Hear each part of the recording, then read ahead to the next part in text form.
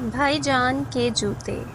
بھائی جان کا اصل نام تو بلال تھا، مگر امی ابو انہیں منع میاں ہی کہہ کر پکارتے تھے۔ ان کے دوست انہیں بلال کے نام سے جانتے تھے۔ میٹرک میں ہونے کی وجہ سے ان سے ایسی حرکت کی توقع نہیں تھی جیسے گزشتہ 3 مہینوں سے کر رہے تھے۔ بھائی جان مسلسل ہر ماہ اپنے جوتے گم کر رہے تھے۔ تیسری بار جب وہ جوتوں کے بغیر اسکول سے گھر آئے تو امی بے حد پریشان ہوئی اور انہوں نے بھائی جان سے پوچھا۔ انہوں نے جو وجہ بتائی وہ امی سے مشکل ہی سے ہضم ہو پائی۔ رات کو سب ابو کے سامنے موجود تھے۔ ہاں منع میاں، بتاؤ آج جوتے کہاں گئے؟ ابو نے پوچھا۔ ابو، میں نے امی کو بتا تو دیا ہے، بھائی جان نے رونی صورت بنا کر جواب دیا، مگر اس پر اعتبار کرنا تو مشکل ہے۔ یہ کیسے ہو سکتا ہے؟ اسکول سے واپسی پر تم مسجد میں نماز پڑھنے گئے اور واپسی میں جوتے اپنی جگہ پر نہیں تھے۔ ہر بار جوتوں کے گم ہونے کی وجہ تم یہی بتاتے ہو۔ اس مسجد میں جہاں تم نماز پڑھتے ہو میں بھی اکثر وہی نماز پڑھتا ہوں، مگر میرے تو کیا کسی اور کے جوتے بھی وہاں سے گم نہیں ہوئے؟ منع میاں اصل بات بتاؤ، ہر بار ایک ہی بہانہ نہیں چلے گا۔ جی ابو بھائی جان ہکلائے۔ ابو نے اس کے بعد کچھ نہ کہا اور پھر ہم سب اپنے اپنے کمروں میں سونے کے لیے چلے گئے۔ دوسرے دن صبح ابو بھائی جان کے اسکول گئے اور پرنسپل صاحب سے مل کر انہیں ساری صورتحال بتائی۔ پرنسپل صاحب نے کلاس ٹیچر سلطان صاحب کو بھی اپنے کمرے میں بلایا اور انہیں بھی تمام صورتحال سے آگاہ کیا۔ سلطان صاحب نے اس بارے میں اپنے مکمل تعاون کا یقین دلایا۔ ابو مطمئن ہو کر وہاں سے دفتر چلے گئے۔ سلطان صاحب دوبارہ اپنی کلاس میں گئے تو انہوں نے خود بھائی جان کو اپنے پاس بلا کر بڑی آہستگی کے ساتھ جوتوں کے گم ہونے کے بارے میں پوچھا، مگر بھائی جان یہاں بھی بات گول کر گئے۔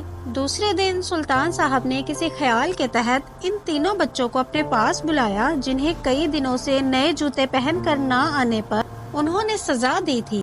ان تینوں کے والدین کی مالی حالت بھی اچھی نہیں تھی، اس لیے وہ نئے جوتے خریدنے کی سکت نہیں رکھتے تھے۔ یہ بات سلطان صاحب کو بھی معلوم تھی، مگر اسکول کا نظم و ضبط قائم رکھنے اور بچوں کو صفائی کا پابند بنانے کے لیے انہوں نے ان بچوں کو سزا دینا ضروری سمجھا تھا۔ وہ تینوں مسلسل کئی دنوں سے پھٹے ہوئے جوتے پہن کر آ رہے تھے۔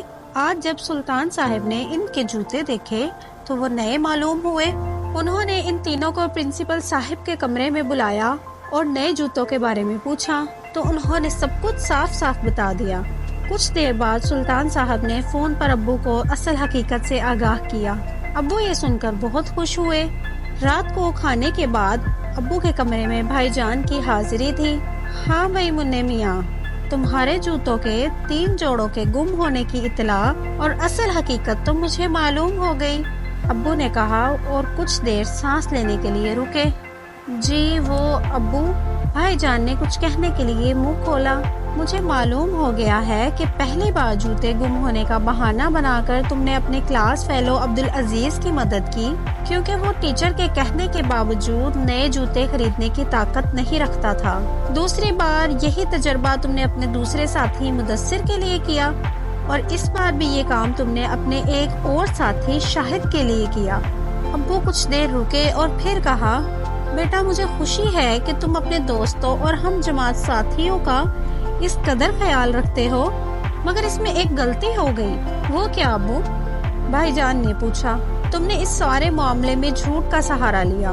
کیا یہ بہتر نہ ہوتا کہ تم مجھے اور اپنی امی کو اعتماد میں لیتے تو ہم تمہیں کبھی اس کام سے نہ روکتے؟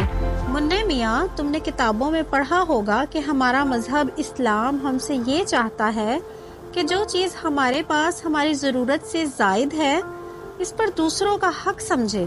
آج ہم پر اللہ تعالیٰ کا یہ کرم ہے کہ اس نے ہمیں اپنی ضرورتوں سے زیادہ عطا کیا ہے، اس لیے اپنے اطراف کے لوگوں کی ضروریات کا خیال رکھنا ضروری ہے۔ جی ابو، میں آئندہ خیال رکھوں گا۔ یہ کہتے ہوئے بھائی جان کو ایسا محسوس ہوا جیسے ان کے سر سے منو بوجھ اتر گیا۔ پھر وہ اجازت لے کر کمرے سے باہر آ گئے اور نیچے ہم سب بڑی بے چینی سے ان کا انتظار کر رہے تھے۔ مجھے اور امی کو یہ ڈر تھا کہ کہیں جوتوں والے معاملے پر بھائی جان کو سزا نہ دے رہے ہوں، مگر بھائی جان کا پرسکون چہرہ دیکھ کر ہم بہت خوش ہوئے، اور اس خوشی میں اسی وقت مزید اضافہ ہوا جب بھائی جان نے جوتوں کے گم ہونے کی اصل حقیقت ہمیں بتائی۔